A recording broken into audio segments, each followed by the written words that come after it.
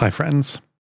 I started this podcast exactly a year ago, and I have now published 4 10-episode seasons, 4 Patreon-exclusive special episodes, and shipped dozens of shirts and posters to you lovely people. This essay contains everything I can think of to help you do the same. It's available online at oat.sh/podcast advice. Part 0. Podcasts are fantastic. They're almost as simple as a blog to produce, but allow you to present your story or information in a much more evocative and personal medium: voice, sound, and music. Additionally, and unlike something like YouTube or Spotify, you regain total control. All you need essentially is a website to host MP3s and an XML file that tells people where those MP3s are. There are plenty of services that will do this for you for a few dollars a month. I use Spreaker, but that's what it boils down to. No gatekeepers, no monopolies, no algorithms. When you think of podcasts, other than this one, you might think of the million talking head interview or discussion shows. That's not what I'm going to talk about here. For those to work, I think, you need a very different set of skills. I'm going to talk about fiction podcasts, drama, radio plays, scripted, meaningful, careful stories. Think Welcome to Night Vale, Within the Wires, or Moonbase Theta out. This essay is in 2 parts, a case study and a summary of what I've learned along the way. Part 1. A case study. In July of 2020, I was burnt out.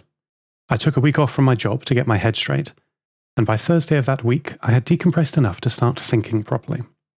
I realized I could make a really great fiction experience using the technology I had developed to make a few of my music videos, such as my cover of Want You Gone by Jonathan Coulton, the Portal 2 credits song. Everything is linked in the show notes that I'm mentioning in this essay. The look of this 80s scrolling text on a CRT really inspired me. I could make something retro but futuristic. And so I started brainstorming what would become this podcast, Lost Terminal. I had the seed of an idea, a computer that communicated through a text terminal.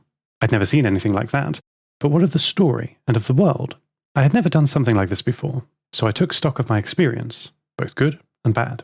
The good: I'm a music producer. Writing music and probably sound effects would be possible. I love public speaking, so I could voice whatever I write. And the scrolling terminal video method was ready to go. The bad: I had no video production experience, nor much story writing experience, and I'm not a very emotional person. Could I even write impactful stories? So I put these constraints together to build the setting of a single-person narrator who speaks to us through a computer. The character would use text-to-speech, so we can't hear his environment, so he would be an AI. That would release me from recording sound effects, as a typical radio show would include.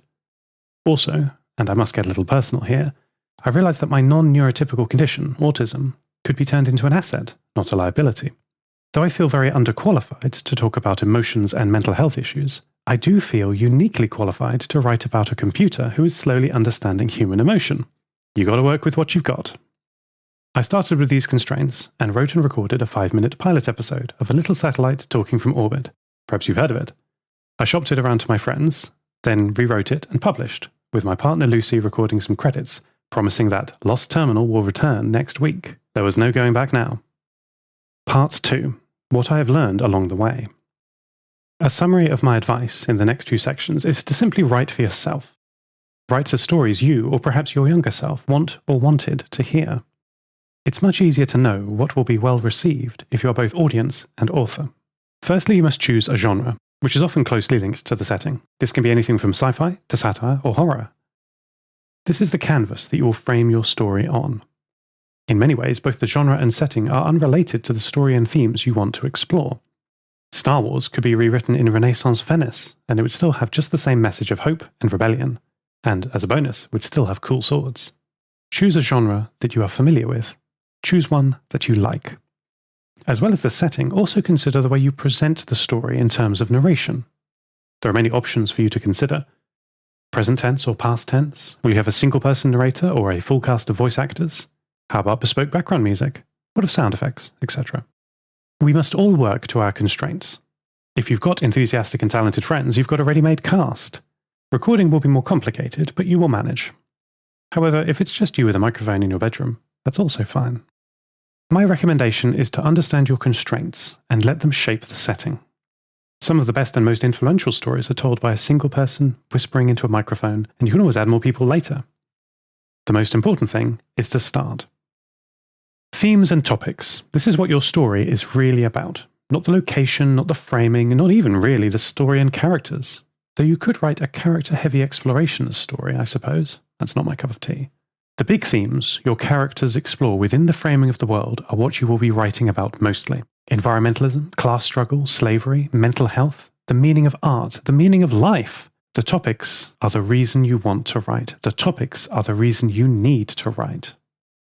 The topic and themes should get you out of bed in the morning. They should make you proud of what you write, make you hunger to learn more about it, so you can better distill that information down into your work.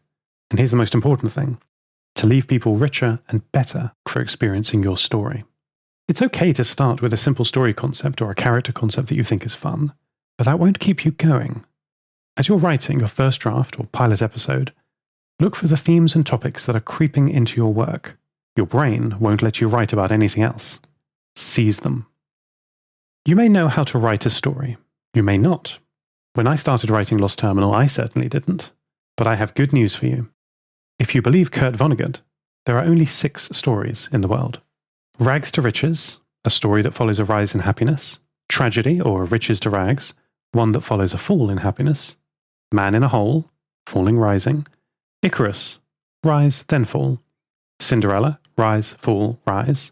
And Oedipus, fall, rise, fall. Write one of these if you are having trouble coming up with your own. It doesn't matter. The Guardian has more on the subject in their article, How Many Basic Plot Points Are There in All Stories Ever Written? Linked in the show notes. As I said before, the real impact isn't the plot arc, it's the themes of your podcast. Sure, it's fun to have a cute satellite protagonist, but the deep themes will be what people come back for again and again. How to write, according to Neil Gaiman, is that you sit down at the keyboard and you put one word after another until it's done.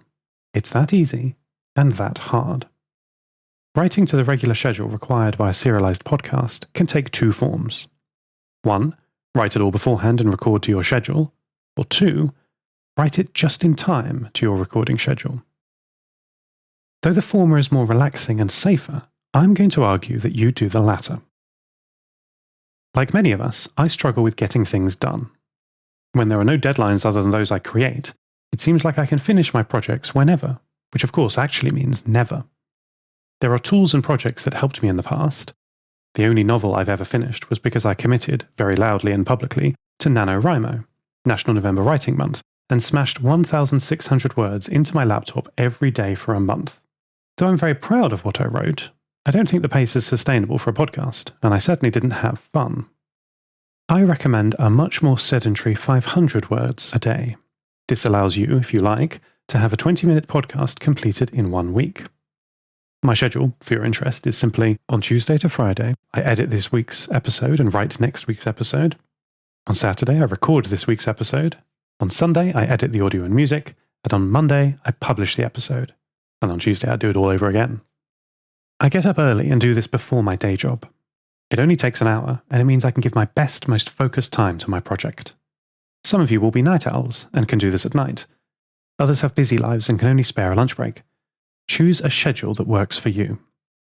You can bunch these up and record a whole season of them, or, as I've said, you could release them straight away. Why would we subject ourselves to this hectic schedule? Motivation and feedback. Motivation for me relates to the thrill of finishing something.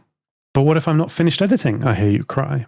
I have good news. The work is never finished. As Bill Condon says, simply, no piece of writing is ever finished. It's just due. So you get it as good as you can do, and then you record.